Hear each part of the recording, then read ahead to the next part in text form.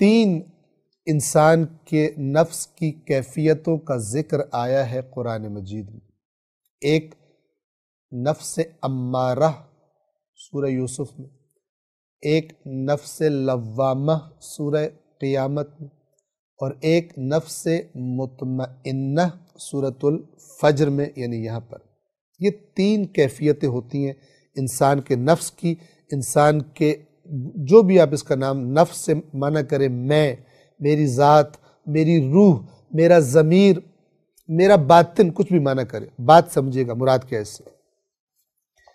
نفس امارہ کون سی حالت ہے انسان کے نفس کی؟ وہ حالت، وہ آواز نفس کی کہ جو انسان کو کہتی ہے اپنی خواہش پوری کر، جو لذت والی چیز تجھے سامنے نظر آ رہی ہے اس کو پکڑ لے، چاہے حلال ہے چاہے حرام ہے، چھوڑ اس کو، مزہ لے، انجوائے کر۔ یہ آواز جو انسان کو اللہ کی نافرمانی کی طرف لے کے جاتی ہے، اسے کہتے ہیں نفس امارہ۔ ایک یہ کیفیت ہے۔ ایک وہ کیفیت ہے، ایک وہ آواز ہے کہ جو انسان کو ملامت کرتی ہے کہ یہ تو نے کیا کر دیا، یہ تجھے نہیں کرنا چاہیے تھا۔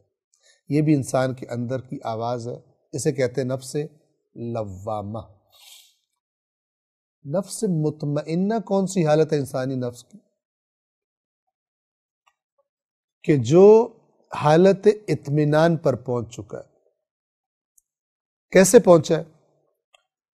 اس پر واضح ہو چکا ہے کہ یہ دنیا آزمائش کا گھر ہے، اور اس دنیا میں خدا کچھ دے تو بھی آزمائش ہے، اور خدا کچھ لے لے تو بھی آزمائش ہے۔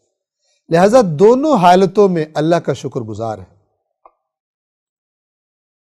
یہ جو یا ایتھا النفس المطمئنہ کی آیت ہے، اسے امام حسین علیہ السلام پر تطبیق کیا جاتا ہے، اور وہ سردار ہیں ان لوگوں کے جن کو یہ کہہ کر پکارا جائے گا، پکارا جاتا ہے۔ کیوں؟ اس لیے کہ میدان کربلا میں جو آزمائش لی گئی، اپنے بھائی کو شہید ہوتے دیکھا،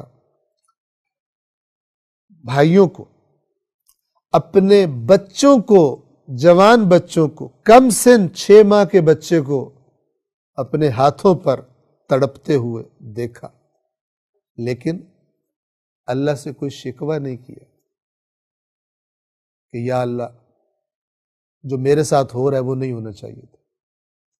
کیا فرماتے تھے؟ رضاً بقضائہ وتسلیما لامرہ، کہ اے اللہ تیرے فیصلے پر راضی ہوں اور تیرے حکم کی آگے سر تسلیم خم ہے۔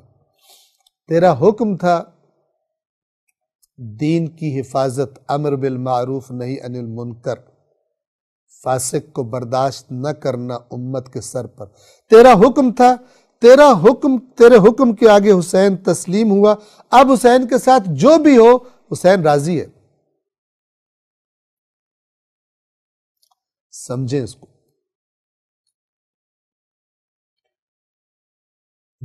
یا ایتھا النفس المطمئنہ حالت اطمینان میں ہے۔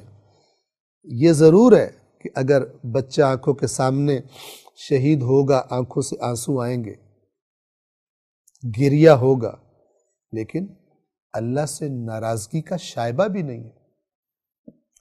اگر کسی جاہل کے منہ سے کسی تقریر میں آپ ایسی بات سنیں تو آپ کو پتہ ہونا چاہیے کہ یہ جہلا بعض اوقات لوگوں کو زیادہ رلانے وغیرہ کے لیے اپنے پاس سے جو جھوٹ تراشتے ہیں اور ایسی باتیں کرتے ہیں جو ائمہ اہل بیت کی عظیم نمونہ صبر اور نمونہ استقامت جو شخصیات ہیں، ان کی شخصیات سے میل نہیں کھاتی ایسی باتیں، وہ یہ